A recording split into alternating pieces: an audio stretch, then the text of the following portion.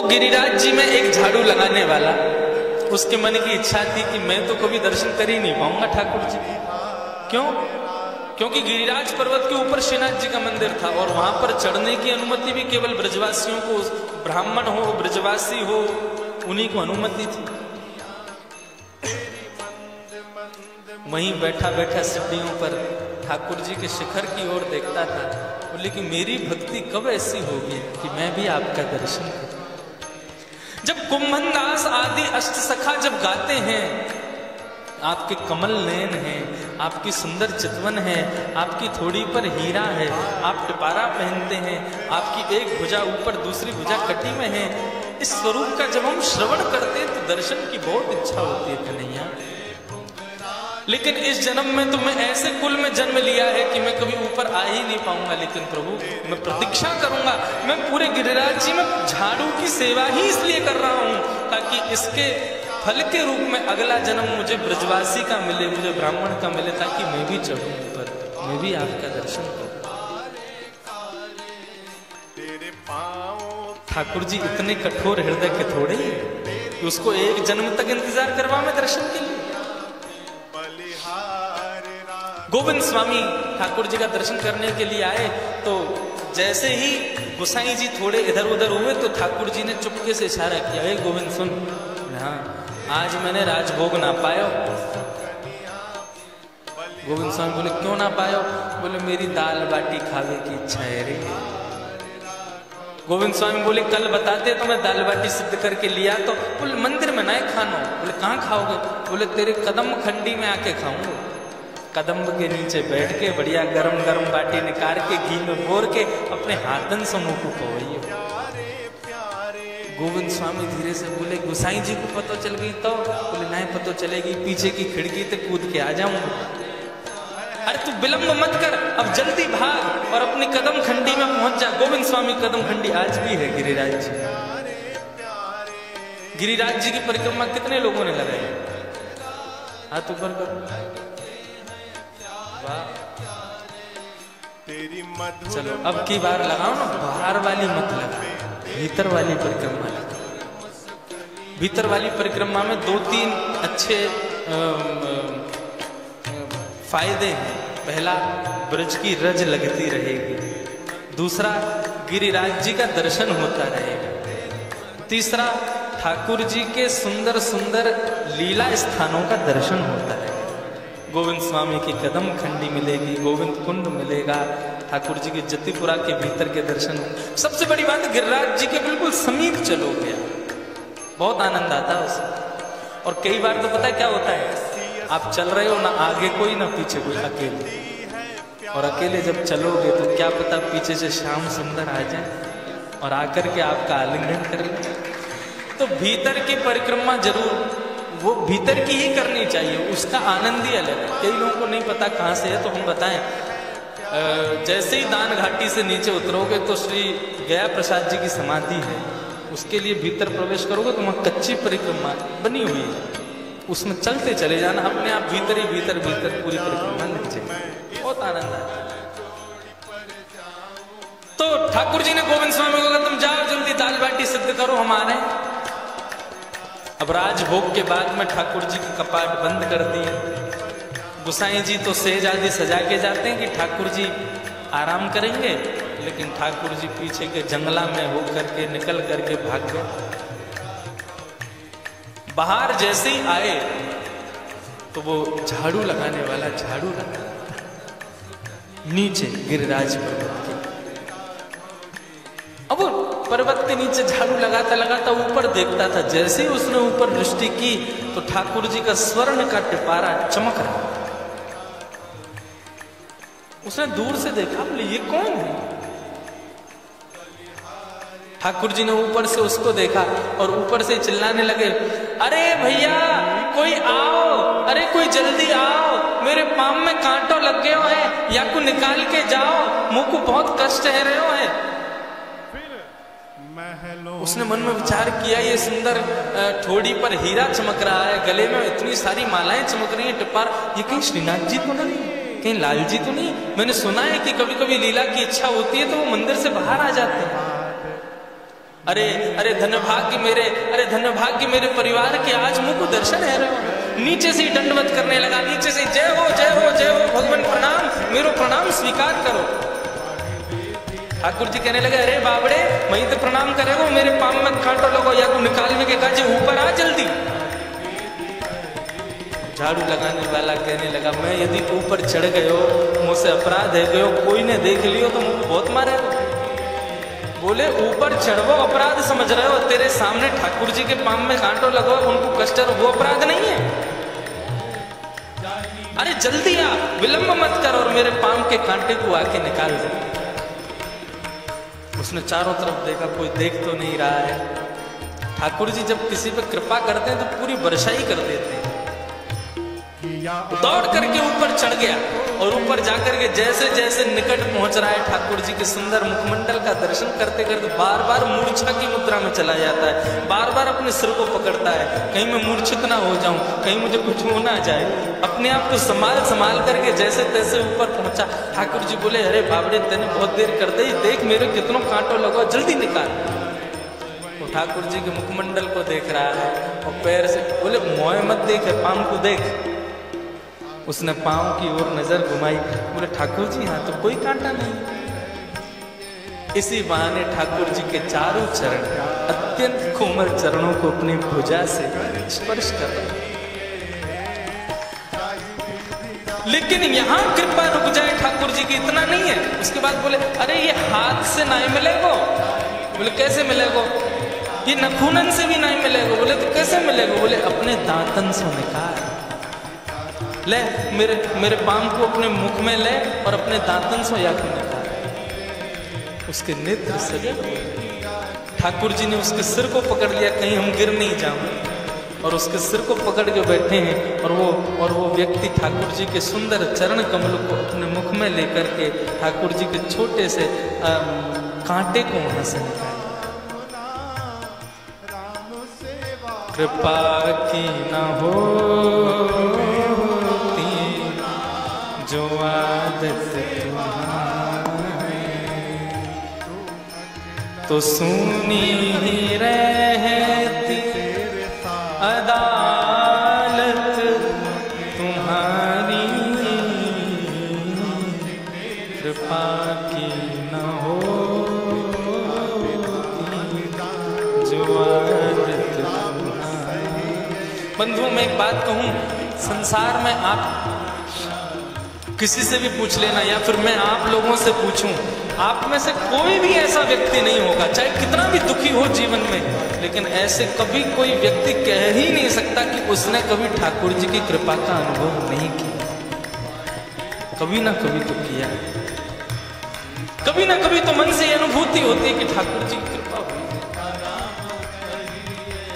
संसार में कोई नहीं है जो ये बात कह दे कि मैंने ठाकुर जी की कृपा का अनुभव नहीं किया। बहुत कृपा है। और यही कृपा नहीं रुकी ठाकुर जी की, अब उससे कहने लगे, बोले चल अब रोना धोना बंद कर, तेने मुख देख लियो ना। बोले ठाकुर जी आप बहुत सुंदर हैं, आपके सुंदर मुखमंडल को देख करके आनंद ले रहे हो। बोले अब चल नीचे बैठ जा। बोले क्यों? बोले मैं तेरे कंधा पे बैठूंगा, मुंह से चलो ना जा रहो, और मुंह को कंधा पे बैठा करके ले चल गोविंद स्वामी की कदम खंडी, और वहां दाल बाटी खाऊंगा।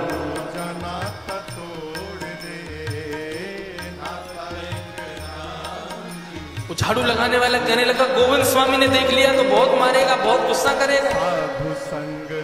बोले मैं हूं ना, कछु ना किएगो, तो चल। अब वो ठाकुर जी को अपने कंधे पर बिठा करके अपनी दोनों भुजाओं से उनके चरण को पकड़ के ठाकुर जी ने उसके सिर को पकड़ा है और लेकर के जा रहा है गोविंद स्वामी की कदम खंडी। पूरी गिरिराज की परिक्रमा में ठाकुर जी को अपने कंधे पर लेकर के घूम रहा है। ये ज्यादा पुरानी चर्चा नहीं है, ज्यादा से ज्यादा 400, 450, 500 वर्ष पहले की बात। ठाकुर जी को जैसे गोविंद स्वामी की कदम खंडी आने लगी, ठाकुर जी बोले रुक जा, अब मुंह को यहीं उतार दे और तू या पेड़ के पीछे छुप जाइए। गोविंद स्वामी देखेगा तो नाराज हो जाएगा। ठाकुर जी को उतार करके और वो तो छुप गया, ठाकुर जी चले गए। गोविंद स्वामी के यहाँ बैठ करके ठाकुर जी ने बढ़िया दाल बाटी अरोगी। जब ठाकुर जी का पेट भर गया तो ठाकुर जी को याद आई कि हमारो सारथी वो भी बेचारों भूखों क्या करें। अरे गोविंदा आज तो बहुत भूख लग रही है और बाकी से। बोले लाल जी आपकी खुराक जितनी ही बस ज्यादा तो खा चुके आप। बोले ना मुझको तो और लग रही और लाओ। गोविंद स्वामी फिर से अरे प्रेम दे पाओ। पा करके जैसे पत्तल में रखते जाए, पत्तल में रख के नेक पीछे मुड़े, घी उठावे के काज जैसे देखे तो खत्म।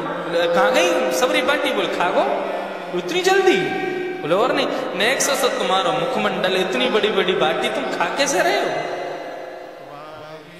बोले खानो कैसे खायो जाए या से तू को मतलब ना होना चाहिए, तू बस खवा। ठाकुर जी कर क्या रहे थे, जैसे गोविंद पीछे होते ना ठाकुर जी सारी बाटी अपनी जेब में धर लेते। वो झाड़ू लगाने वाला भी बैठा है उसको खिला देंगे। भरते भरते भरते ठाकुर जी की जेब फूल गई। जैसे ही ठाकुर जी उठे तो अभी तक तो साधारण दिख ही रहे थे, लेकिन अब उनकी जेब फूलने से जो उनका पीताम्बरी थी वो और चौड़ गई। गोविंद स्वामी बोले आपको रूप कैसे बदल गया, पीताम्बरी इतनी बड़ी बड़ी कैसे लग रही है। ठाकुर जी बोले कछु ना। अरे दिखाइए। जैसे जेब देखी तो सारी बाटी जेब में रखी। गोविंद स्वामी बोले कौन के काजे ले जा रहे हो। ठाकुर जी बोले कहा बताए कौन के काजे ले जा रहे हैं। बोले है एक हमारा चेलावा के काजे ले जा रहे हैं। कौन सा चेला मुझको बताओ, तुमको मेरी सौगंध सही से बताइए। तभी ठाकुर जी ने बताया देख वो पेड़ के पीछे बैठो है वो। गोविंद स्वामी बोले राम राम राम। झाड़ू लगाने वाला। अरे याकू तो गिरिराज पर्वत पर चढ़ने को भी अधिकार ना है और तुम याके यही की गोद में बैठ के आए होंगे। यही तुम पे तो चलो जाए ना, तुम तो मान आलसी हो। तोड़ के धने गए तो माऊ भैंसा पे बैठ के गए। यही की गोद में बैठ के आए होंगे। बोले अरे तुम तो विचार ही ना करो, शुद्धता को अशुद्धता को नेक भी विचार ना करो। बोले अरे गोविंद स्वामी तो भले ही शरीर से अपवित्र होगा लेकिन उसका मन बहुत पवित्र है। मुझे शरीर की पवित्रता नहीं चाहिए गोविंदा, मुझको तो हृदय की पवित्रता चाहिए। मुझे प्राणों से भी तो शौच यानी कि शौचम में जो पवित्रता का भाव है, बाह्य पवित्रता एक बार को ना हो लेकिन अपनी आंतरिक पवित्रता पर ध्यान। इसके बाद की कथा आती है ऐसी कि ठाकुर जी से गोविंद स्वामी ने कहा अब तुम गिरिराज पर्वत पर बाद में चढ़ोगे, पहले गोविंद कुंड में नहाओगे। ठाकुर जी बोले अरे जाड़े इनके दिन है भैया, गोविंद कुंड में मत नहावे, हमको सर्दी लग जाएगी। तो गोविंद स्वामी बोले अच्छा ठीक है नहाओ मत, आचमन कर लो। ठाकुर जी बोले हाँ आचमन कर लेंगे। अब जैसे ही ठाकुर जी आचमन करने गए, गोविंद स्वामी पीछे से दौड़ के गए, ठाकुर जी को धक्का दे दिया।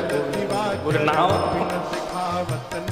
और ठाकुर जी गोविंद कुंड में पड़े हुए, बोले गोविंदा तो को देखूंगा मैं। ऐसी लीला ठाकुर जी। तो शौच यानी कि बाह्य पवित्रता का विशेष, ठीक है बाह्य पवित्रता भी होनी चाहिए क्योंकि शुद्धौ च वसते लक्ष्मी, हाँ लक्ष्मी का निवास शुद्ध रहना चाहिए, लेकिन बहुत विशेष ध्यान रखो कि मन पवित्र नहीं, मन अप्रसन्न है, उसका कोई और स्पर्श। और यदि पता लग रहा है कि किसी और ने मन का स्पर्श किया है, तुरंत उसको शुद्ध करने के लिए सत्संग रूपी गंगा में डुबकी लगा। शौच। और उसके बाद जो लक्षण है वो है इंद्रिय निग्रह। इंद्रिय निग्रह मतलब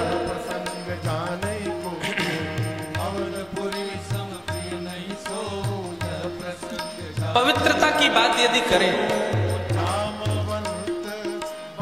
भगवान को झूठी वस्तु कभी अर्पित नहीं की जाती, लेकिन सबरी ने बेर खा खा के दिए ठाकुर जी पाके। क्यों? उसका मन पवित्र। कर्माबाई की बिना नवी धुबी, बिना नहाए धुए, बिना अपवित्र भेष में ही बनाई गई खिचड़ी को भी ठाकुर जी पा लेते। अरे वृंदावन में एक संत रहते थे, उन संत का नियम क्या था? श्री राधा वल्लभ लाल जी की पंगत जब उठ जाती थी, संत महात्मा भोजन करके चले जाते थे, सबकी पत्तलें उठा करके जब बाहर लाती थी, उनको फेंकने के लिए बाहर लाते थे, तब वो महात्मा आते थे और उन झूठी पत्तलों में से जितना अन्न मिलता था, जितने उसमें जो कुछ बचा हुआ सामग्री मिलती थी, उसको एक पत्तल में अलग से निकालते थे और फिर अलग से निकाल के फिर उसका ठाकुर जी का भोग लगाते थे। प्रधानमंत्री माननीय मोदी जी को और फिर पाते थे। और प्रदेश के मुख्यमंत्री परम आदरणीय योगी जी को बहुत ऐसा उनका भाव। धन्यवाद। एक दिन क्या हो गया, इस प्रकार राधा वल्लभ लाल जी के महाप्रसाद को पाने के बाद में जब सबकी उन्होंने जो झूठी पत्तल थी उसमें से उच्छिष्ट को इकट्ठा किया, आज इतनी जल्दी में थे कि बिना भोग लगाए उन्होंने पहला कवल अपने मुख में रख लिया। अब जैसे ही मुख में रखा तो जीभ पर रखने के बाद याद आया कि मैंने भोग तो लगाया ही। अगर अंदर लूंगा तो बिना भोग की वस्तु अंदर कैसे लूं, और बाहर निकाल दूंगा तो उच्छिष्ट मेरा ठाकुर जी को भोग लगा। 2 दिन तक कवल को जीभ पर रखा।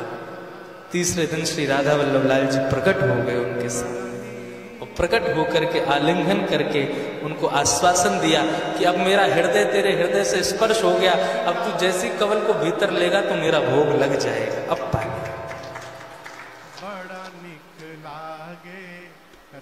तो पवित्रता, मानसिक पवित्रता की आवश्यकता है, बौद्धिक पवित्रता की आवश्यकता है, शारीरिक पवित्रता की उतनी आवश्यकता नहीं। शौचम, मन की पवित्रता, इंद्रिय निग्रह, उसका अगला भाव बताया गया इंद्रिय निग्रह। इंद्रिय, अच्छा अब मैंने दमह भी सुना था, अब इंद्रिय निग्रह भी आप सुन रहे हैं। तो दमह क्या था? इंद्र की इच्छा प्रकट हो जाए और प्रकट होने के बाद में फिर उसको रोकना, इसको कहते दमह। इंद्रिय निग्रहम यानी कि इच्छा प्रकट ही ना हो, उसके लिए क्या करें? तो बंधुओं, केवल एक इंद्रिय को यदि जीत लिया जाए, श्रीमद् भागवत में ही वर्णन है, जिते सर्वम जिते रसे। केवल एक काम करना है, क्या? आपको अपने नेत्रों को जीतने की आवश्यकता नहीं, कानों को जीतने की आवश्यकता नहीं, त्वचा को, आदि इंद्रियों को जीतने की, उनको सुधारने की आवश्यकता नहीं है। इन सबका कनेक्शन एक इंद्रिय से, यदि उसको आपने जीत लिया तो सब जीत लोगे, और वो है जिह्वा, रसना। यदि आपने अपनी जीभ को जीत लिया, जिस दिन चटोरापन चला गया जिह्वा से, उस दिन सारी इंद्रिय अपने आप स्वस्थ हो जाएंगी, सारी इंद्रिय अपने आप व्यवस्थित हो जाएंगी। और जब तक ये जीभ के स्वाद नहीं जाएंगे तब तक आपकी बाकी की इंद्रियां भी विकृत बनी रहेंगी।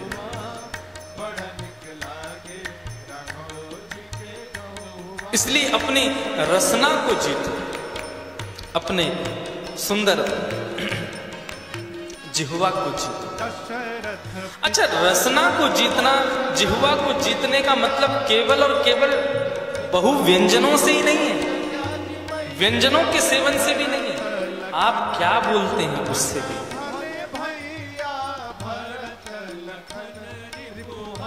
मौने च कलहो नास्ति। एकादशी व्रत कितने लोग करते हैं आप? हमसे एकादशी मुश्किल से हो पाती है। मैं जिस दिन एकादशी कर लूं उस दिन मेरे सिर में दर्द हो जाता है, तो इसलिए हम एकादशी करते ही नहीं। हमारे ठाकुर जी को एकादशी नहीं करते ना, हमारे लाल जी को भोग तो बढ़िया रोटी सब्जी बढ़िया सब उन्हीं का लगता है, वो थोड़ी एकादशी करेंगे। तो हम क्या करते हैं, एकादशी वाले दिन ठाकुर जी का ही प्रसाद पा लेते हैं। साल भर में मैं केवल एक ही दिन व्रत रखता हूँ, और वो रखते हैं कब?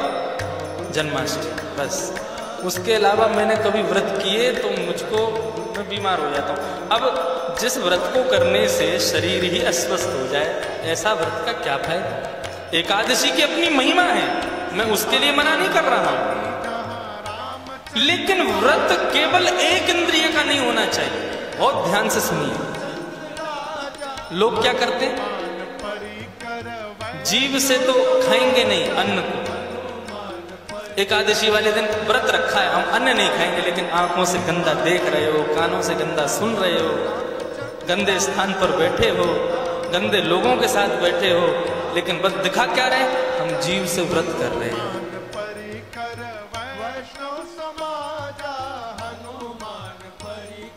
प्रत्येक एकादशी नहीं करो, एक एकादशी में जिह्वा का व्रत होना चाहिए, अगली एकादशी में कान का व्रत।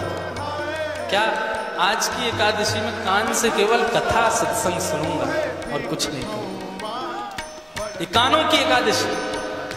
उसकी अगली एकादशी में मौन व्रत कर लो, बोले अपनी जिह्वा से फालतू बात बोलूंगा ही नहीं, यदि बोलने का समय आएगा तो केवल हरि कथा बोलूंगा।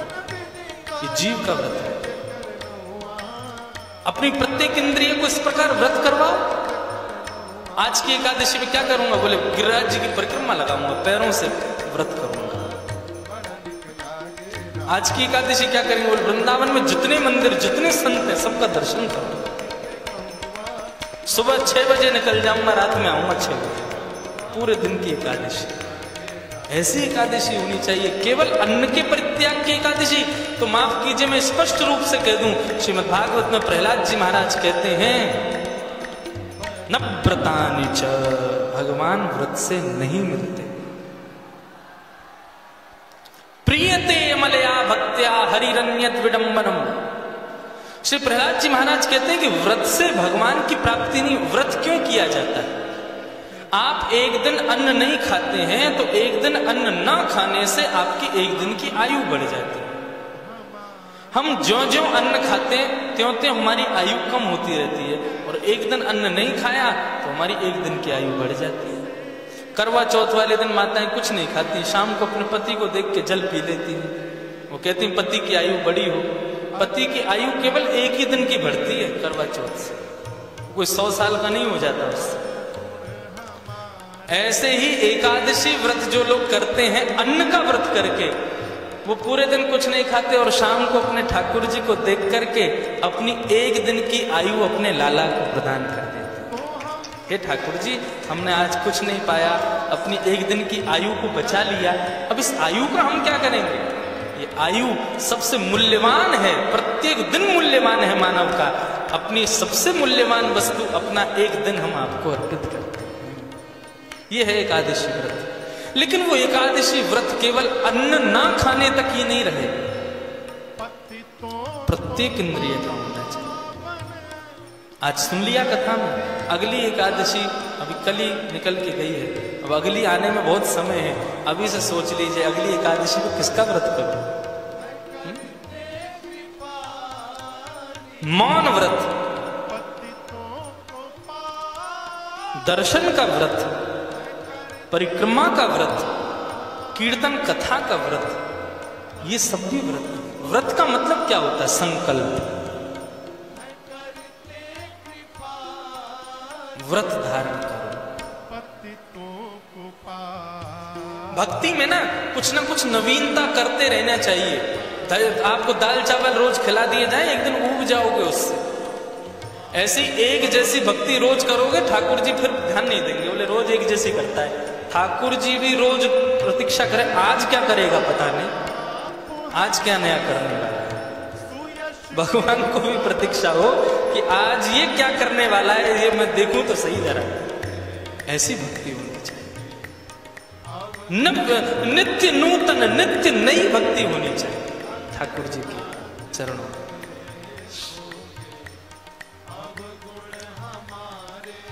तो इंद्रिय निग्रह, अपनी इंद्रियों की इच्छाओं को प्रकट ही मत होने दो, और वो एक ही तरीके से हो सकती है, अपनी रसना को जीतो। रसना निस दिन भज हरि का नाम, श्री राम श्री कृष्ण श्री कृष्ण श्री राम, श्री राम श्री कृष्ण श्री कृष्ण श्री राम। रसना निस दिन भज हरि का नाम, रसना निस दिन भज हरि का नाम, श्री राम श्री कृष्ण श्री